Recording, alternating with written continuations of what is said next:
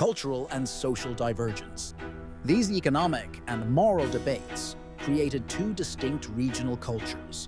The North became more urbanized and progressive, emphasizing education, innovation, and reform. The South remained rural, conservative, and aristocratic, with social norms that supported the institution of slavery. As the regions drifted further apart in values and lifestyle, mutual mistrust and animosity grew. The cultural gap contributed to the inability to find common ground or compromise on the most pressing national issues. 3. Political tensions and the breakdown of compromise. The political system in the U.S. was increasingly unable to manage the growing tensions. A series of legislative compromises tried to balance the interests of slave and free states, but each effort left both sides dissatisfied and hardened their positions.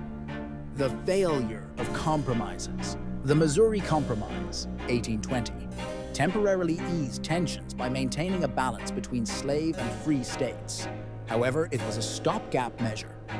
The Compromise of 1880, which included the controversial Fugitive Slave Act, inflamed Northern opposition by forcing citizens to participate in the enforcement of slavery.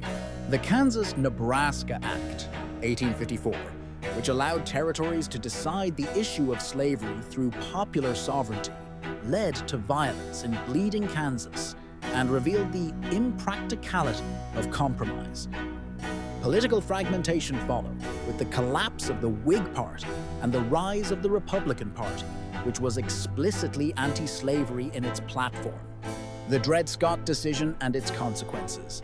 In 1857, the Supreme Court's Dred Scott v. Sandford decision declared that African Americans could not be citizens and that Congress had no authority to prohibit slavery in the territories. This ruling outraged the North and emboldened the South. It further polarized the nation, making legislative solutions all but impossible. The election of Abraham Lincoln.